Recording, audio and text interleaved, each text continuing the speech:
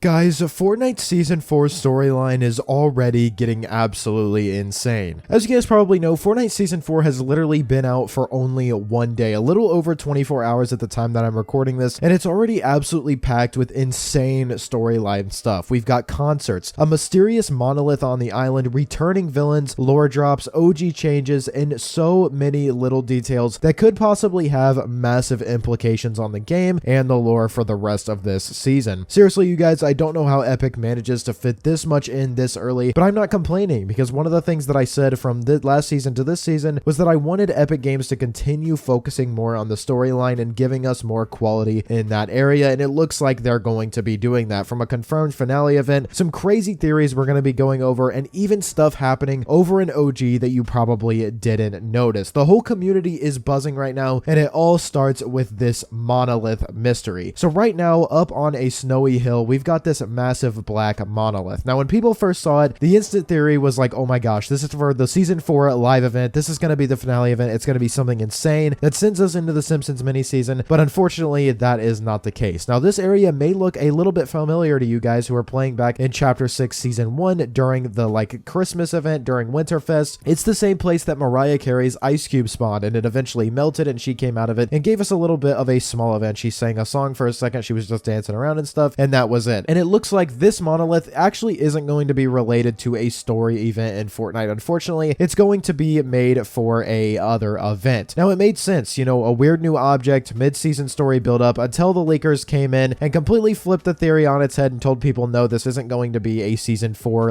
story live event. It turns out that this thing isn't for the story finale at all. It's linked to David Guetta's, I think that's how you say his name, Guetta's Monolith Tour concert. He's currently on tour right now, and it's literally called the Monolith Tour. So we're talking about a music event here, not a lore event. Leakers have said that the playlist for this, or the stuff that's in the files for it, was added way too early for it to be the finale. It has tags for, you know, explicit lyrics, of course, which makes sense for music, and it just doesn't match anything going on in the lore right now. Like some people have said, it's made out of marble, it's black, it's not really, doesn't look like bugs are going to come out of it or anything. The stuff that the bugs do come out of doesn't look anything like this, so I was kind of hesitant to, you know, kind of attribute this to the story too early. But now, before you panic, you guys, this does not mean that we're losing the story event. We've already got confirmation that the season 4 finale is still happening, and it has the code name in the game right now as Stride Mice. So 2 events this season, I will honestly take it, even if one of them is another concert.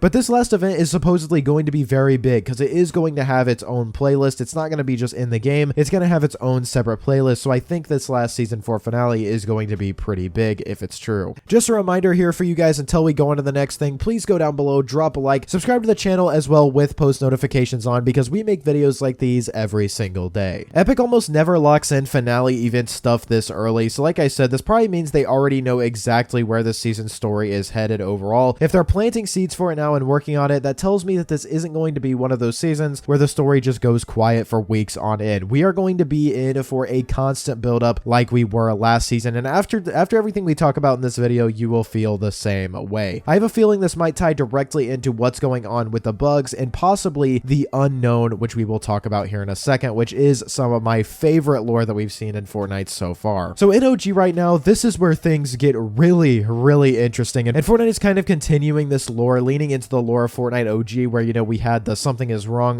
Morse code at the bunker. We've got Drift saying that he wants us to seek out the unknown, and as you guys know, the visitor says, it says in his description of his skin that he is from beyond the unknown. But what is interesting is that this isn't just random wording. Unknown is always capitalized. That means Fortnite is showing us that it is a name, it's a place, you know, maybe even a faction of some sort. I'm not gonna roll anything out. You know, could this possibly be connected to the flip side theory, you know, the spirit realm, maybe a brand new dimension that we haven't seen before? Whatever it is, I think Epic is making sure that we notice this unknown capitalization. Now, one of my theories, honestly, you guys, is that the unknown could possibly just be the name for, you know, this reality that they're in. You know, the Drift and the visitor, they may not exactly know where they are or know how they got there or what the reality is, so they might just be collectively calling it the unknown. You know, seek out the unknown. Drift talking about seeking out, you know, the OG map and figuring out what's going on. From beyond the unknown, that would mean, you know, the visitor came from beyond the OG reality. That's just my own personal theory, but it definitely could go much, much deeper than that, especially with it being capitalized and used in 2 seasons back to back.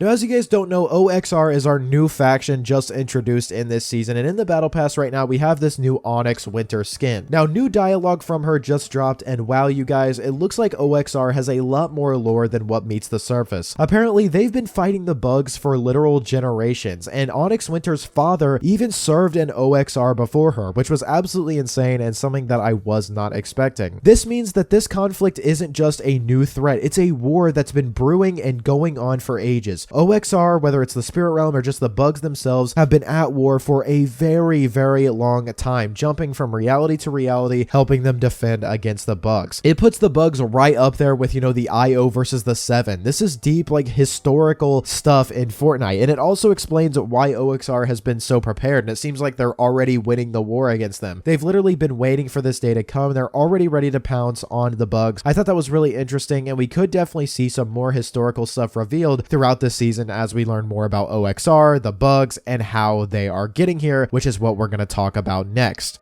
Now, obviously, you guys, the main theory is going to be that the bugs are coming from the spirit realm. You know, the tentacle came from the spirit realm. After the tentacle started decomposing and everything, its blood or whatever was in it caused all of these bugs to come out from the ground. Now, here's a theory that's been bouncing around in the community that I think is really, really interesting. The bugs are apparently crossing over without portals now, just emerging from the underground. And that was said in new dialogue from this brand new season, which is very interesting because it was clear that these bugs were a result of the spirit realm. And if you think about it, if the flip side is literally under us and the spirit realm is where the bugs are from, maybe they are the same place. That would completely change how we think about OG's possible connection to the main island. For a long time, a lot of people have thought that maybe OG was on the flip side of, you know, Oni no Shima Reality 783, but it could be the spirit realm. You know, maybe the spirit realm is on the other side of the map, or maybe they've already taken over that part of the map. I think that would be interesting. And honestly, if this ends up being true, it could be a really, really big lore twist that I personally was not expecting.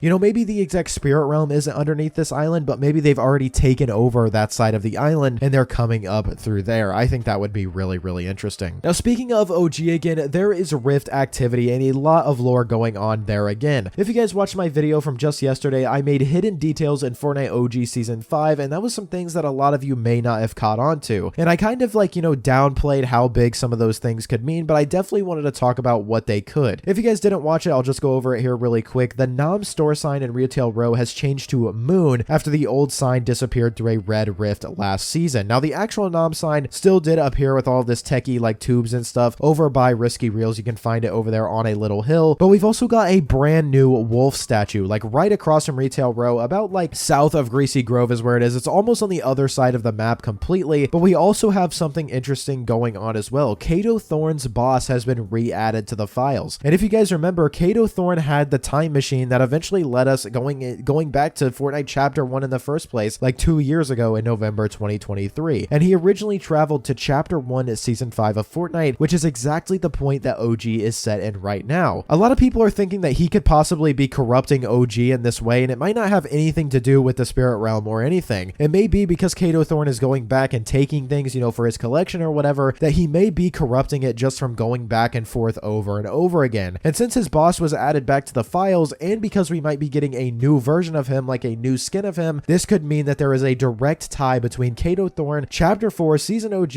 and the OG map all at once right now. I think this could be really interesting. It kind of changes the way that we've been talking about OG for a long time. This whole time we thought it was the spirit realm, but what if this whole time it's just been Kato Thorn messing up the timeline? I think that's really interesting.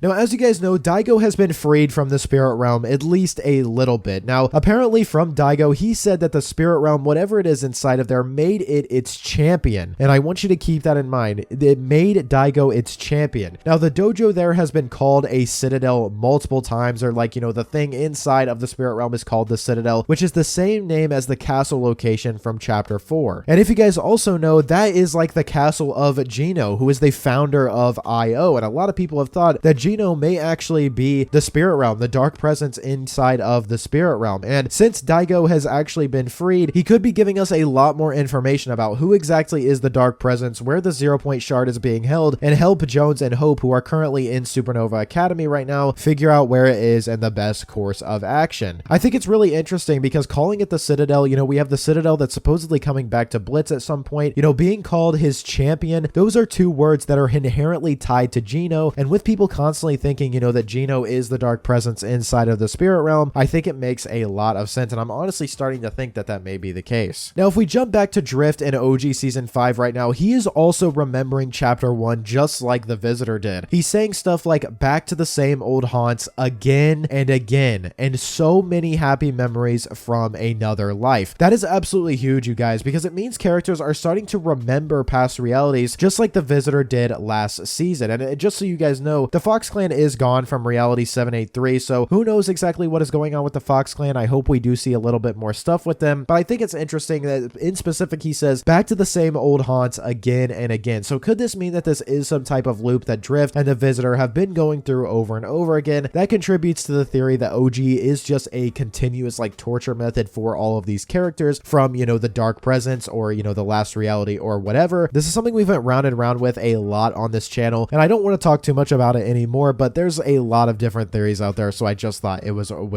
something worth bringing up. Now, there is a lot of incoming chaos as well on the main map right now. Now, Hope's graffiti in Utopia City is literally warning us of something to come already. The invasion is coming. This art that was leaked from the files shows that the enemy is approaching Utopia City, and the bugs are eventually going to take it over. We've also got something very interesting coming as well in the story. We've got these new access point portals in the works. They're going to open, close, and have this insane like galaxy effect inside of them. Now, looking into them, I really had no idea what I was looking at. I couldn't tell if it was, you know, maybe the OG map or the spirit realm or something. I have no idea what they're looking into, and of course, we have no idea exactly how this is going to tie into the storyline or what it's going to lead up to, but it currently is in the files for storyline quests. And now here is the biggest bomb, you guys. If that wasn't enough, OG Season 5's cube is going to have red lightning, and I'm not joking, red lightning. We've never seen the cube do this before. As you guys know, it was a purple cube. His name was Kevin, and there's been all types of talk about what could happen with Kevin the Cube, with the rifts being purple and everything, the sideways rifts and everything, but this is really big because I genuinely do think the cube is going to end up being red, and that means something really, really big is coming. I have no idea what this is going to mean for Fortnite, but I'm very, very excited to see. But with that being said, you guys, that is everything that I have for today's video. I know that was a lot, but I wanted to just include it in one compressed video for you guys. In just one day of Season 4, we have a confirmed finale event, a secret concert, OXR's ancient history, possible flip side revelations, OG changes, returning villains, and a ton of hints about what's coming next. Epic has basically handed us a full season's worth of theories to chew on already in just the first day. I'll be covering all of this as it develops, probably in separate videos as well, so make sure you guys go down below, subscribe to the channel with notifications on. I make videos like these every single day. Use code PROZEROYT in the Fortnite item shop. Drop a like if you did enjoy. You watched all the way to the end. You must have enjoyed, so drop a like, and I will see you all in the next one.